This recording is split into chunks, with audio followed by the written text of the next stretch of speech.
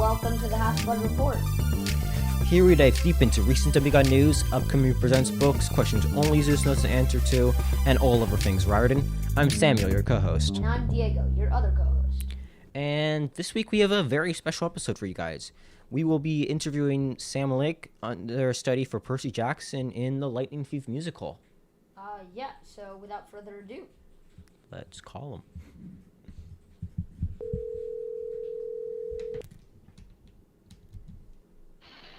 Hello? hey. Hi. All right, so I'm Samuel. And I'm Diego. Nice to meet you. I'm also Sam. Yeah. All right. All right.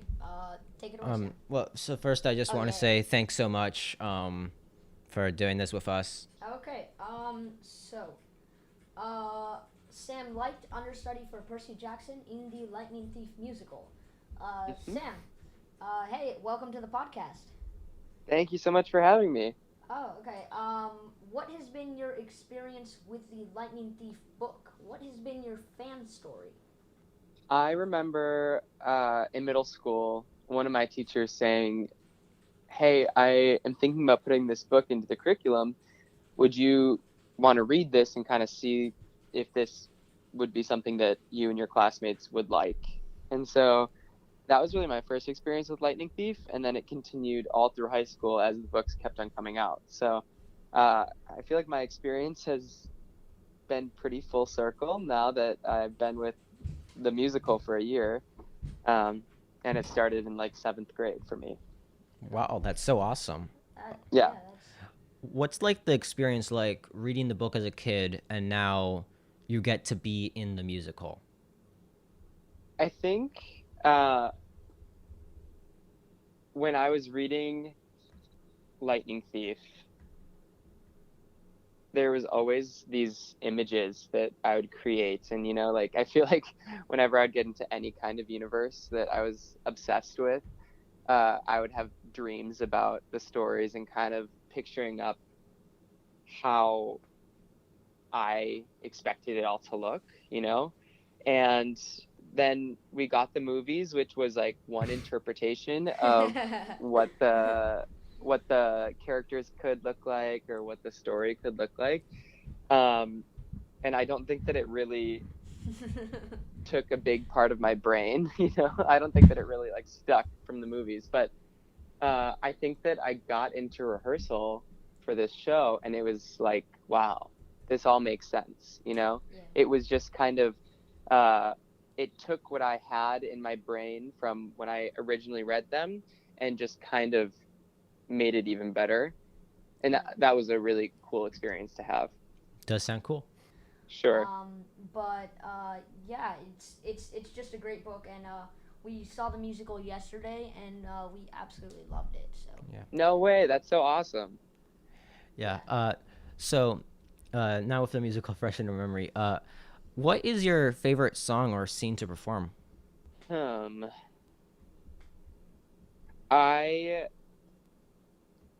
actually have a couple, honestly. I remember the first time that I saw the show, was when it was off Broadway at the Lortel. Yeah. And I was actually roommates with Chris McCarroll at the time because we went to the same college. And I was like, yeah, I loved these books. Let me like go and support my roommate, and this is very exciting. And I remember seeing Strong, the second song, with my mom, for the first time, and kind of thinking like, wow, this is making me very emotional. And I really love just like how this story is off to like such a great start with this really, really impactful song. And of course the musical gets into like more like high energy numbers from there, and they're really, really fun. Like I love doing Drive because it's just nonstop. But I loved that it was so sentimental and it was so relatable. So I think probably Strong. Oh. Cool. Yeah. I know, not what people would No. expect. That was one of our favorite scenes as well. We were kind of discussing earlier that Strong kind of showed her like it was a really like nice like coming of age like moment for Percy, and really Absolutely. like showed his relationship with his mom, like it really like highlighted that, and we thought that was really cool. Right. Definitely. Um, I guess it kind of like it sets up the story too in terms of like why is he willing to go on this quest and like risk his life, and it's because of this amazing relationship with his mom and everything that his mom has done for him. So I love that. Yeah, it's definitely a great setup for the story with his mom. When I was watching that scene, I besides the great music and great song and sort of great interpretation of the book, I was also sort of thinking about those blue marshmallows, and so I wanted to ask, are those real? And if so, how often do you eat some? They are real, and they are. We eat them every time that we go on. So they're vegan marshmallows that were donated, and it's always funny because when we were in rehearsals initially, like in tech, when we teched our show yeah. almost a year ago in Fayetteville, Arkansas, and I would see Chris eat the marshmallow, and then I'd see like 10 seconds later a look of panic in his eye because he didn't eat the marshmallow fast enough, and he's like, oh no, I need to sing. So then you'd see him like chew very very quickly, and so we eat them every time that we go on, and it's a nice little snack on stage. No, yeah. We were just like really curious. Like, what do they taste like? Oh no, it tastes just like a normal marshmallow. No, no blueberry flavor. No flavoring, just marshmallow. All right. Yep, Um, yep. so, uh, as an actor, you really take on a role, and I was wondering, how easy was that for you? How is it? How much similarity do you have to Percy? So when you went in, you already have a starting point. Like, how would you compare yourself to Percy? I think that I compare myself a lot to Percy, and not necessarily all aspects of Percy, and I don't think that all aspects of myself are like him, but um, there is something about him persevering and kind of deciding that he was going to take one for the team that I really identified with. And I also identified with this idea of like, you know, maybe not fitting in all the time and kind of being okay with that and kind of thriving on that. And I think that that's definitely Percy a little bit. So I think that I definitely connected with him a lot, which is why it was a pretty easy character for me to kind of fall into. Cool. And sort of an opposite question. What was hard about becoming Percy? I think the hardest part for me was the physicality of making him younger. You know, Yeah. Chris and I are obviously not 12. So it's very, we have to be very methodical about making his physicality younger, but also not looking like we're putting it on all the time, Yeah. just kind of making it second nature. So that was tough at first, but then honestly, it kind of like goes into the whole process of getting into the character. And then, after my third or fourth time of being Percy, you kind of just fall into it. It helps you stay with the character for the entire show. Uh, yeah. Cool. Yeah, that's it's really interesting. I've acted in a couple shows myself for my high school, and yeah, and I can definitely like attest to that. However, in like these shows, I'm playing a lot older characters, so it's kind of the opposite. Um, But it's a similar thing yeah, for yeah. sure. Yeah.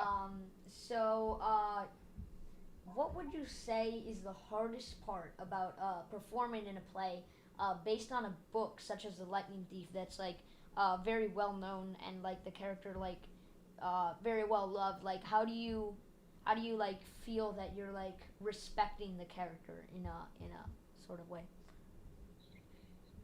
I think it's really important, especially with a series that has these kinds of fans that are just so devoted and so dedicated, I think it's so unbelievably important to know the source material, like absolutely.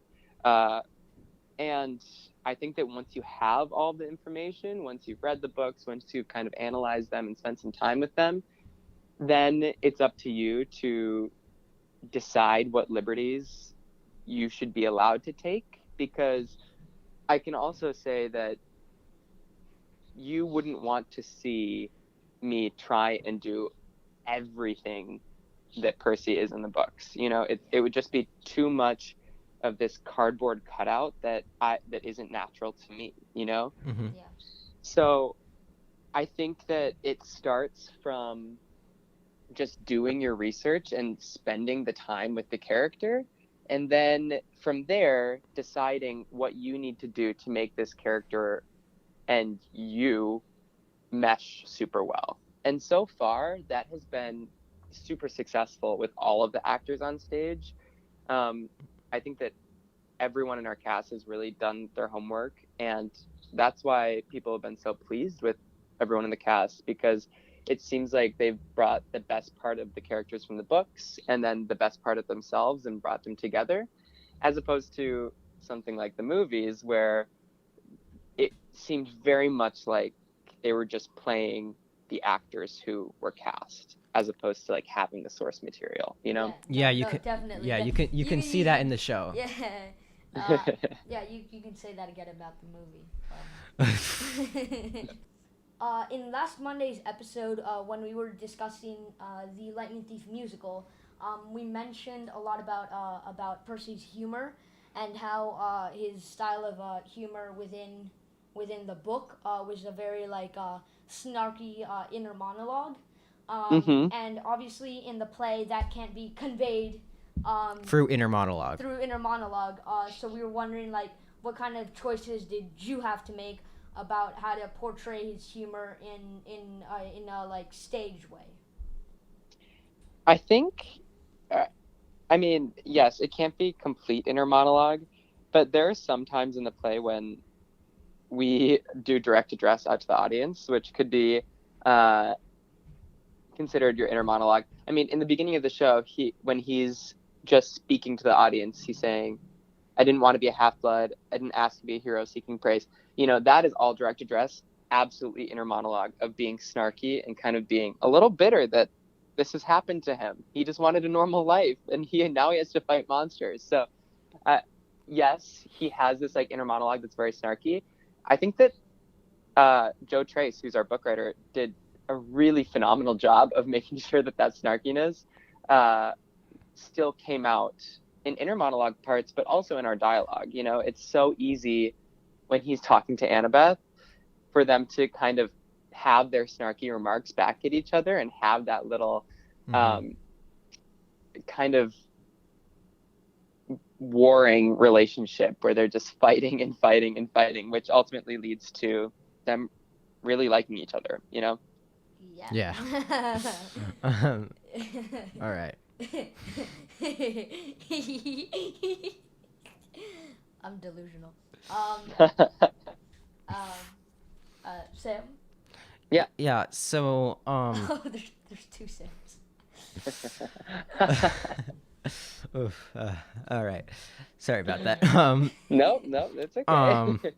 What steps led you to get your role in this show on Broadway and getting your role as understudy to Percy?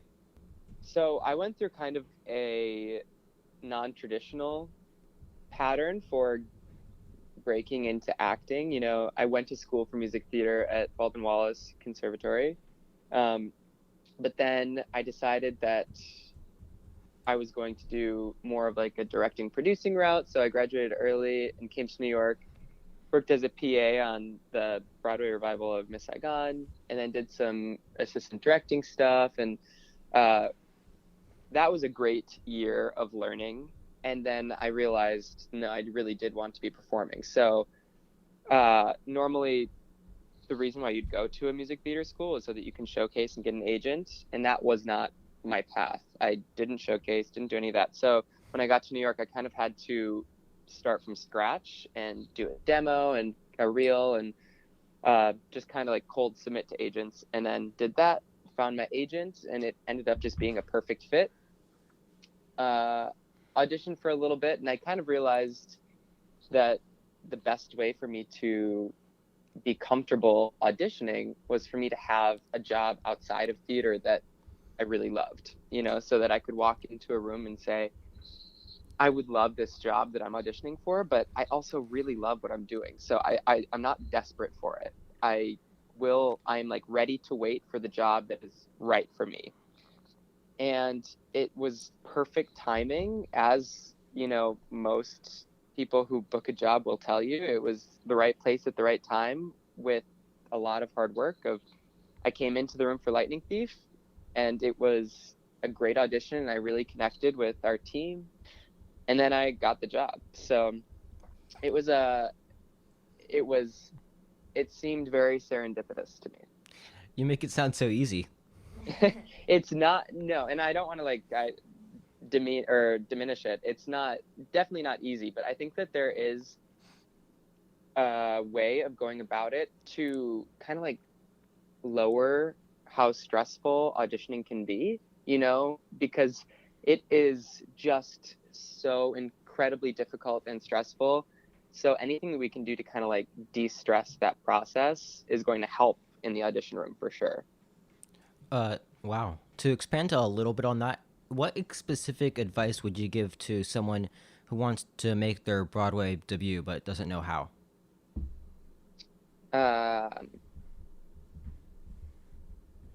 I would say I would first change the question a little bit, because I don't know it. Like, I had a few friends in college who they graduated and immediately made their Broadway debut. And that is not what happens for most people. And I think that for a majority of people, almost everyone in my cast, it takes a lot of really hard work. And then from that hard work, right place at the right time, right role, the right show is coming up. And all of those need to align for you to book a national tour or book Broadway or, book a great regional gig or something like that. And I think we see the people who book things right out of college and like go right to Broadway, but majority of people will go that second route where it takes a little bit of time. And I think that my biggest advice would be to not stress about it, but to kind of like use your passions to your advantage. Because if you are waiting tables and you're hating that and that's not what you want to be doing, I don't think that you're necessarily setting yourself up to be successful in the audition room, because you really, really want that job. And sometimes us really wanting that job that we're auditioning for doesn't make us look the best, Mm-hmm. Yeah. Kind of related to that, what other Broadway shows would you like to perform in, or like now that you have some idea of like kind of what you like and don't like Now that you have Percy under your belt. yeah, exactly. Yeah. Yeah. What do you see yourself doing outside of the Lightning Thief? Someday I really would love to do Book of Mormon, but I don't know if that's in the cards. And I think at one point in my career, I was like, I will do this. And now it's more and more, again, kind of what I was saying before, of just right place at the right time. So if it's not in the cards, that's totally fine. And there's probably more of a chance that my next job will be something that we don't even know about yet. So I guess my answer would be Book of Mormon is one that comes to mind, but I also, who knows, Cool. Um, So, we kind of touched on this a little bit before, but sort of just in the way you interpret it, the book and the way it sort of comes on stage, it's a different medium. And so, how would you compare the book to the musical you perform in? Well, it's definitely an abridged version, you know, Yeah. because you need to kind of cut down the book Yeah. Keep it into, moving. right.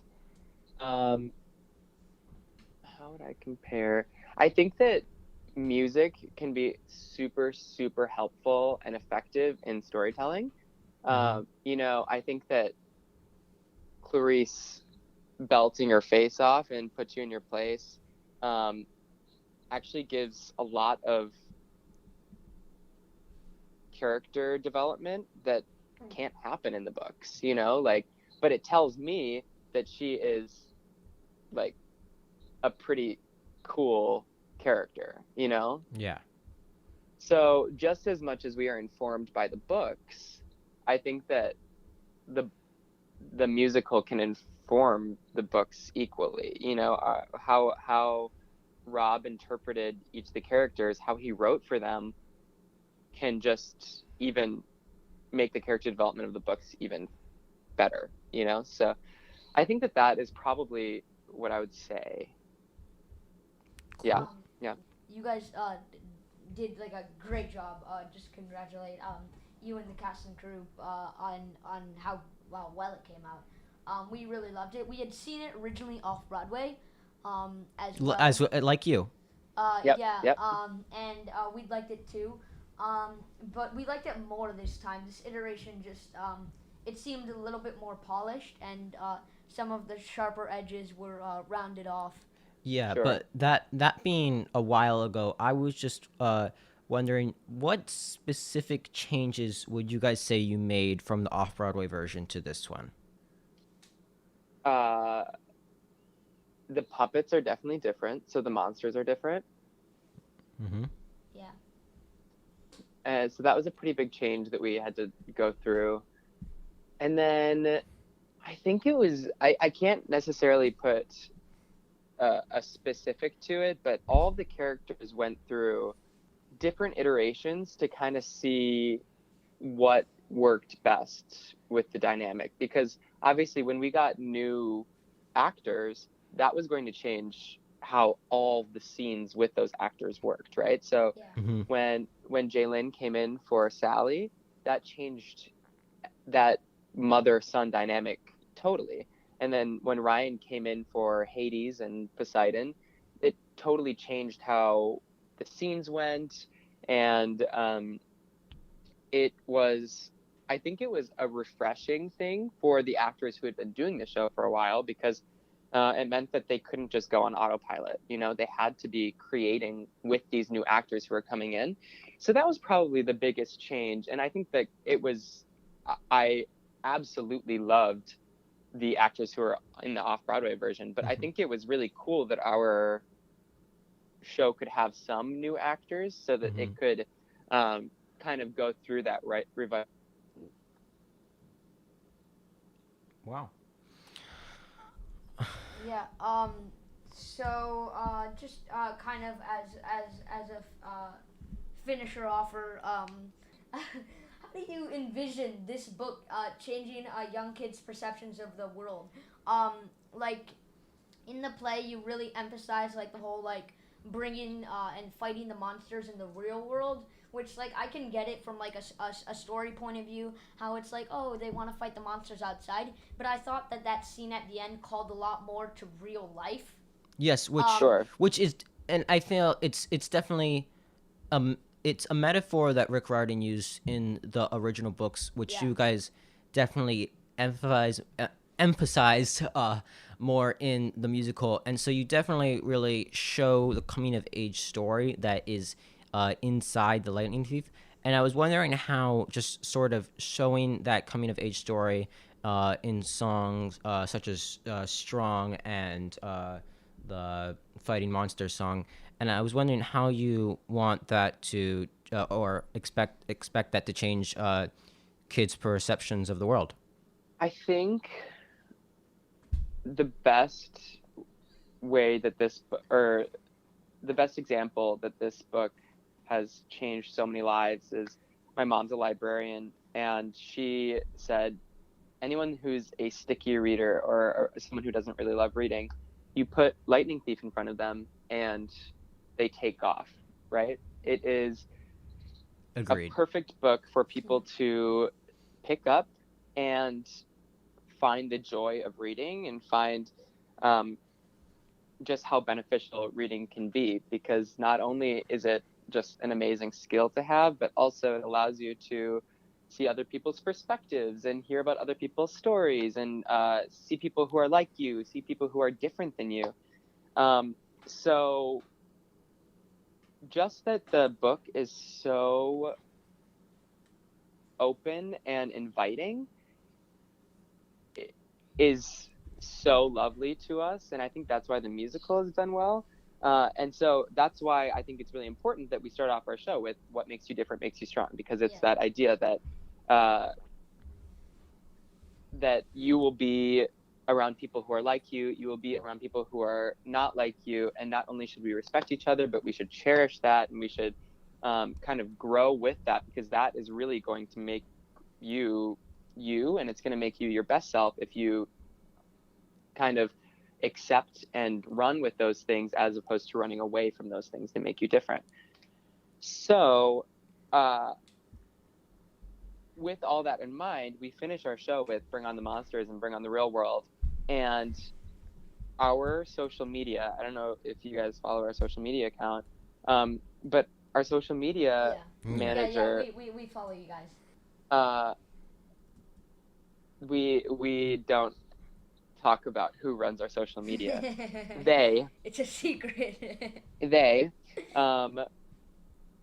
are so unbelievably phenomenal at reminding our followers and these fans of the show and the books that we need to be public-minded. We need to be helping each other. We do something called Half-Bloods Helping Half-Bloods. We need to be trying to do good things in the world, and I think that that's ultimately the big picture of our show. So I think the legacy of Percy Jackson, of the Lightning Thief, is, it's just starting to form, and it's forming this beautiful, beautiful community. And so I think that we're just really, really lucky to be in that time. Wow. So wait, you guys really can't tell us who runs your social media? No, it's a secret. Well, tell them they do a really good job They from do a us. great job. I will tell them. All right, so thank you so much, Sam, for doing this interview with us. Thanks for the interview. I was just wondering for our listeners, if they listen to this and they want to find you, where can they find you on social media? If they want to pick a date where you specifically are going to be in the show, can you tell us about that? Yeah, so as of right now, I don't have any official dates. I had a few, but now they are all done. So it will just be kind of based on whether people are sick or something like that. So I'm always just waiting in the dressing room, But my social media is at Lightning. So it's LEICHTNING, which was my handle before the Lightning Thief, I will tell you. So it was meant to be. Exactly. It was meant to be. Yes, exactly. All right. Okay. But thank you so much for having me today. This has been awesome. Thank you so much, Sam. Have a good one. Thank you guys. You guys are awesome. Right, bye. Thank you. I'll talk to you later. Good luck. Bye. And that's it for this episode of the Half-Blood Report. Samuel, how can I contact this podcast? You can contact us with compliments, questions, corrections, suggestions, or anything else at thehalfbloodreport@gmail.com. That said, it's time for credit. Our recording equipment is on loan from William Bachman. My co-host here is Diego, and I'm Samuel. This is the Half-Blood Report podcast, the only HBR that matters. Survive till next week. Hey, my name is Sam Leicht, and I'm from the Lightning Thief musical on Broadway. I understudy Percy, and I definitely do not listen to the Half-Blood Report.